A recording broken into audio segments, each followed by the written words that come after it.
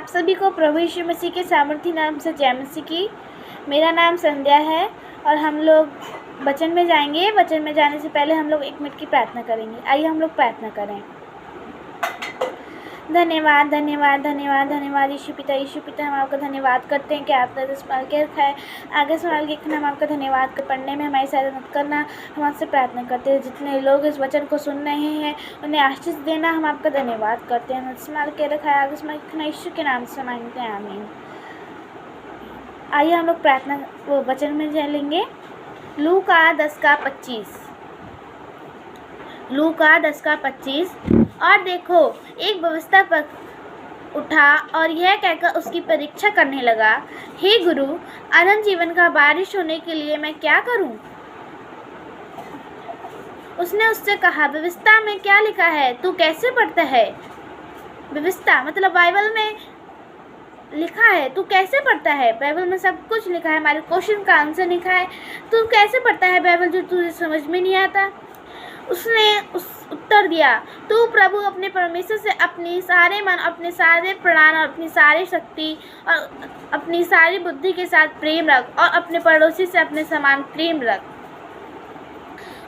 तू प्रभु परमेश्वर से अपने सारे मन प्राण से हमें प्रेम रखना है, गले से हमें गाना है कि स्तुति हो, मुंह से बोलना है ना। तो 28 में लिखा है, उसने उनसे कहा, तूने ठीक उत्तर दिया, यही कर तो तू जीवित रहेगा। परंतु उसने अपने आप को धर्मी ठहराने की इच्छा से यीशु से पूछा, तू मेरा पड़ोसी कौन है? तो उसने पहला प्रश्न पूछा, फिर से पूछ रहा है, तो मेरा पड़ोसी कौन है? परंतु उसने अपने आप को धर्मी यीशु ने उत्तर दिया, एक मनुष्य यरूशलेम की यहोरी को जा रहा था कि डाकुओं ने घेर कर उसको मार्ग में एक याजक जा रहा था, परंतु उसे देख के करतार चला गया। यहीरो को जा रहा था कि डाकुओं ने घेर कर उसके कपड़े उतार लिए और मार पीट कर उसे अधमरा छोड़कर चले गए।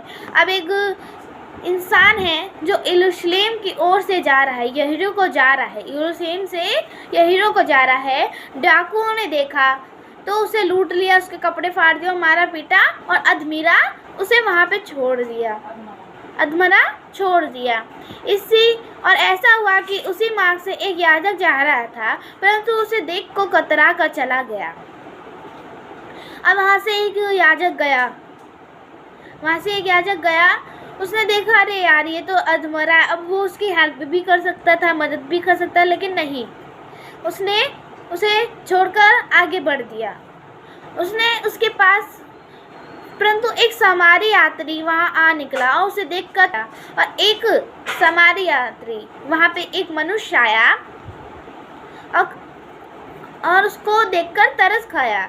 उसने उसके पास आकर उसके घाव पर तेल लगाया, तेल और दाखरस डालकर पट्टियाँ बांधी। अब उसको जहाँ पे चोट लगी थी वहाँ पे दाया और पट्टियाँ बांधी और अपनी सवारी पर चढ़ाकर सराय में ले गया। वहाँ पे एक कोई दवा खाना होगा, वहाँ पे ले गया और उनसे कहा, उसकी सेवा टहल की, पट्टियाँ बांधी और अपनी सवारी पर चढ़ गया, सराय में ले गया और उसकी सेवा टहल की। दूसरे दिन उसने 2 दिनार मतलब सराय मतलब वो अपने घर भी ले जा सकता है, कहीं पे भी ले गया और उसकी देखभाल की। दूसरे दिन उसने 2 दिनार निकाल कर दिए और कहा, इसकी सेवा टहल करना और जो कुछ तेरा लगेगा वह मैं लौटने पर तुझे भर दूंगा। अब वह मनुष्य कहीं जा रहा है, उसने कहा कि इसकी देखभाल करना, इसको पट्टियाँ बांधना, जो भी तेरे पैसे होंगे मैं तुझे दूंगा। अब तेरी समझ में जो डाकुए में घिर गया था, इन तीनों में से उसका पड़ोसी कौन ठहरा? अब यीशु ने उनसे, उस मनुष्य से कहा जो प्रश्न पूछा था, यीशु ने कहा, अब बताओ इन तीनों में से तेरा पड़ोसी कौन हुआ? उसने कहा, वही जिसने उस पर दया की। यीशु ने उनसे कहा, जा तू भी ऐसा ही कर।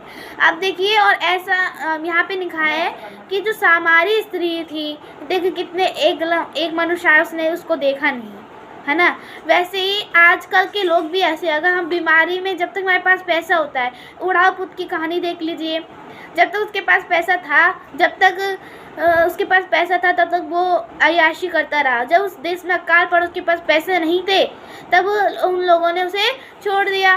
वैसे यहाँ पे एक मनुष्य आया, उसने भी उसको अधमरा देखकर छोड़ दिया। लेकिन एक दयालु मनुष्य आया, वो हमारा यीशु पापा है, यीशु मसीह है, जिसने हमसे प्यार किया। वो हमारे लिए मारे गए, गाड़े गए और तीसरे दिन जी उठे।